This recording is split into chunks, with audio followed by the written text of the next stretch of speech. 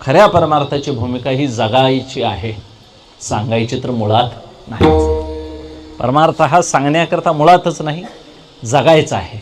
आणि जो जगतो तो साधू. आपुलिया हिता जो असे जागता, धन्य माता पिता तयाच्या. तुकोबारायांना आनंद होईल की त्यांनी जसं सांगितलंय गाथ्यामध्ये तसा जगणारा माणूस पाहिजे.